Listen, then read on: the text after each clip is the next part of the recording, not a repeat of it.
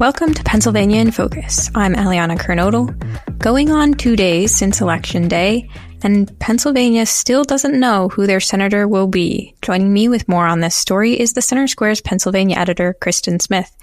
Kristen, what do we know about the Senate race? What we don't know at this point is truly who is going to win. There are some analysts who think Dave McCormick will hold on to his very slight lead as of Thursday morning. It's 0.4 percentage, or 0.4 points, I should say. And he's running against incumbent Senator Bob Casey, who has been in the Senate since 2006. So this would be his third term.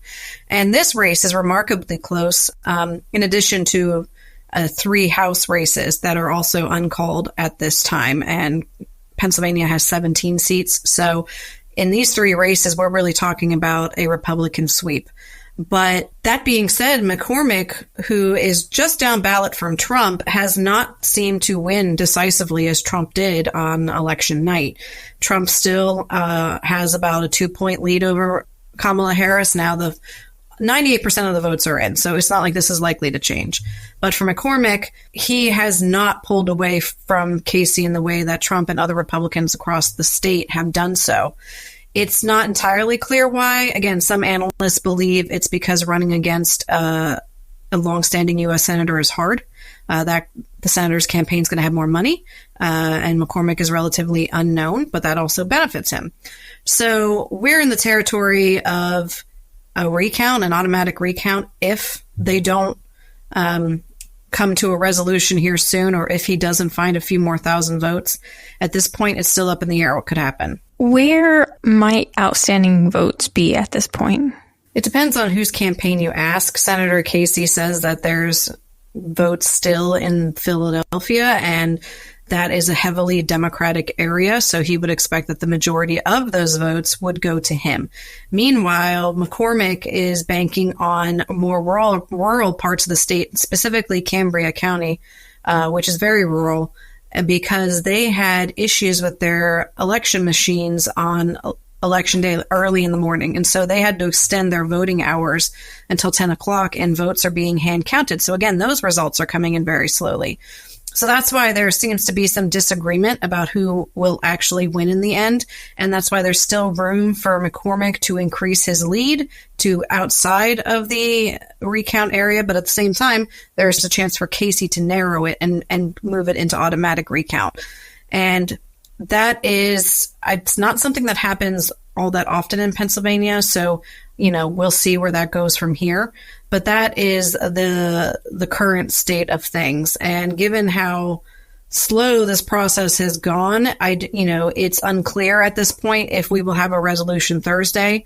There was a lot of sense that we'd have a resolution yesterday, and we're still, not here. So, we're just having to be patient and let the election workers finish what they started. And having a sort of drawn out process here isn't entirely unexpected. No, not at all. For years, election workers have been sounding the alarm that they are understaffed and overworked, and given the relative newness of our mail-in ballot system, they have a lot of work to do when election day starts. They have to process all the mail-in ballots that they received, plus they have to man the machines and handle all the people voting. We had record turnout this year. They expected that was going to happen. And so they had a lot on their plates, and all signs pointed to a very close race in Pennsylvania, all up and down the ballot. And certainly, the polling, Trump at his best was maybe 0.3 points ahead of Kamala Harris. So that his win, and the fact that we're saying a 2-point win is decisive in this case, just speaks to how close it was going to be. His win was kind of the outlier here, and of course it carried a lot of the other statewide candidates except for Dave McCormick. And so this fact that we are coming down to the wire in McCormick's race and some other House races, that is more along the lines of what we expected across the board. So, it'll be interesting to see in the coming days when we can get a chance to talk to election workers, what their process was like, why it was able to go so smoothly for other races and not for this race, and just kind of get their thoughts on, was the processing of ballots on election day as difficult as they thought it was going to be. Well, Kristen, thank you for your insights on this story. Listeners can keep up with this story and more at thecentersquare.com.